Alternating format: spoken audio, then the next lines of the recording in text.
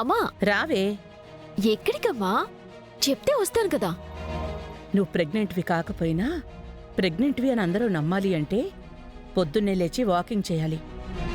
కానీ ఇప్పుడెందుకమ్మా? Early morning walking చేస్తాను కదా. అరవకుండా పద. భవతి భిక్షాందేహి, భవతి భిక్షాందేహి, భవతి భిక్షాందేహి.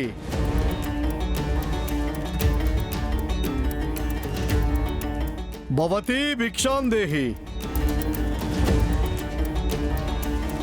భవతి భిక్షాందేహి.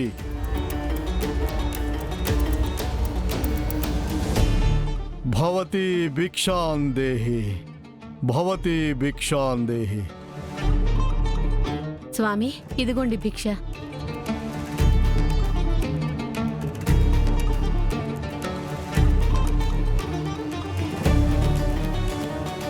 శివార్పణం.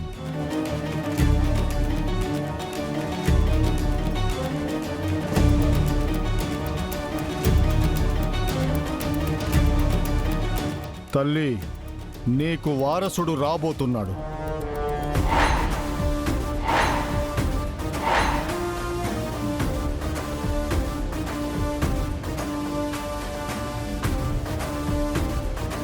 వాడి ఆగమనం మీ తలరాతల గమనాన్నే మార్చేస్తుంది.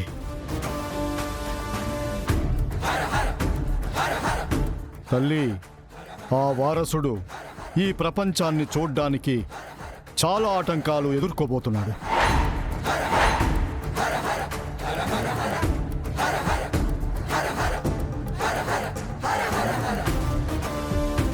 చాలా అవరోధాలు చూడబోతున్నాడు.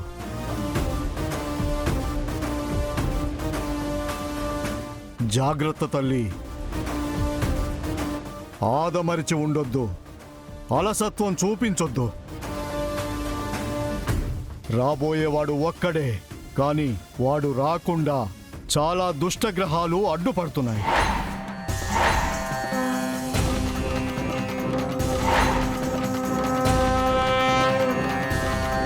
శనీశుడు వారసుడి రాకని అడ్డుకోవడానికి పూనుకొని ఎదురు చూస్తూ ఉంటాడు. భద్రం తల్లి, బిడ్డ నీలో జీవం పోసుకున్నాడన్న ఆనందం కన్నా ఆందోళనే ఎక్కువ ఉంటుంది.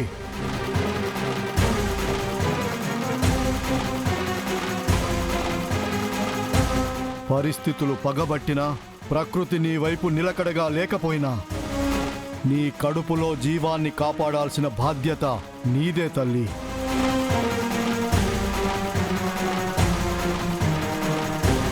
తల్లి, నీ వంశం యొక్క వారసుని మోయటమే కాదు,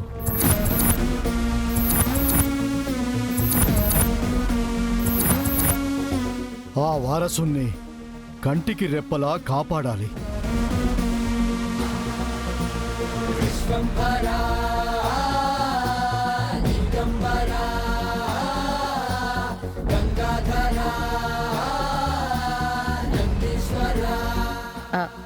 శాస్త్రా, స్వామీజీ చెప్పిన మాటలు గుర్తుంచుకోవే. నీ గురించి చెప్తున్నారు. వెళ్ళి ఆయన ఆశీర్వాదం తీసుకో.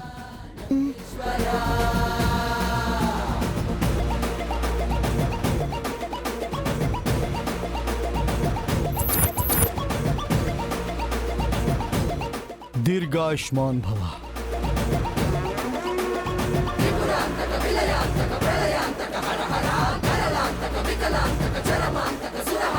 శాస్త్ర, నువ్వు ప్రెగ్నెంట్వి కదా, వాకింగ్ చేస్తే మంచిది. పద వెళ్దాం.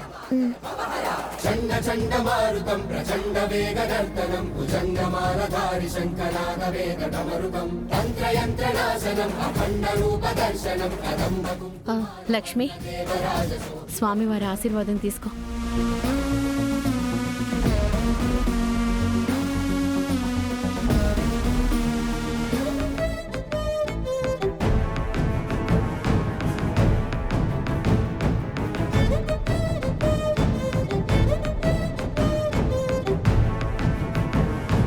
సుపుత్ర ప్రాప్తిరస్తు.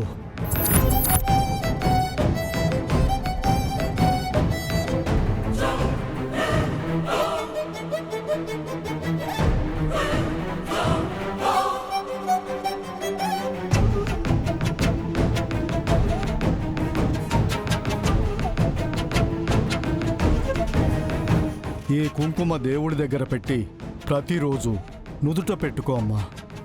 నీకు శ్రీరామ రక్షలా పనిచేస్తుంది. చెప్పింది గుర్తుంచుకోండమ్మా, లేదంటే ఆ హరిహరాదులు కూడా ఏమీ చెయ్యలేరు. ఓం నమః శివాయ, ఓం నమః శివాయ, ఓం నమః శివాయ, ఓం నమః శివాయ.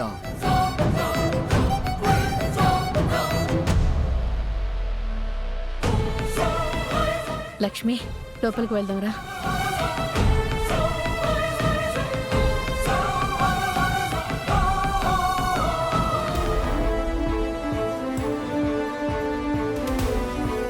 నీకు వారసుడు రాబోతున్నాడు.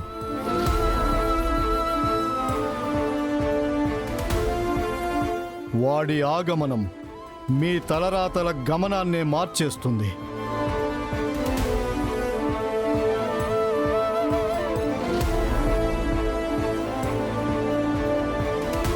శాస్త్రా, ఏంటి ఆలోచిస్తున్నావు? దేని గురించి? వారసుడి గురించి. వారసుడేంటే? ఏం మాట్లాడుతున్నావు? అమ్మా, నాకేమో ప్రెగ్నెంట్ అయ్యే అవకాశం లేదు. ఈ ఇంటికి వారసుని నేను కనలేను కదా. నువ్వు కనే ఛాన్స్ లేదనే కదా ఆ ఐవీఎఫ్ డాక్టర్ని పట్టుకుని బిడ్డని మేనేజ్ చెయ్యాలి అనుకుంటుంది.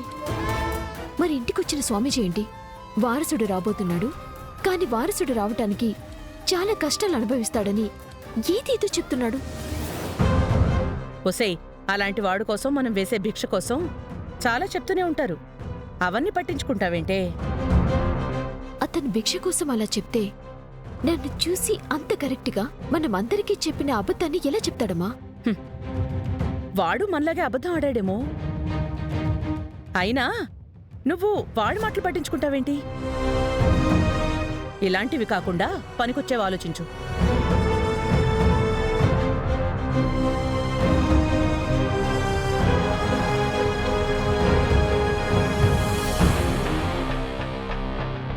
ఆ స్వామీజీ అంత కరెక్ట్గా ఏదో జరగబోయేది చూసినట్టు అంత కాన్ఫిడెంట్గా ఎలా చెప్పాడు? ఆ వారసుడు ఈ ప్రపంచాన్ని చూడ్డానికి చాలా ఆటంకాలు ఎదుర్కోబోతున్నాడు. కొంపతీసి ఆ స్వామీజీ వారసుడని చెప్పింది ఆ లక్ష్మికి బావకి పుడతారనా? సుపుత్ర ప్రాప్తిరస్తు. ఆ లక్ష్మీ బావ కలవకుండా కాపురం చేయకుండా ఎలా వారసుడు పుడతాడు? ఎందుకైనా మంచిది ఆ లక్ష్మిని బావని దూరంగా ఉంచితే బెట. వాళ్ళు కలవకుండా చేస్తే బయట నుంచి నేను తెచ్చుకునే బిడ్డ ఈ ఇంటికి వారసుడవుతాడు.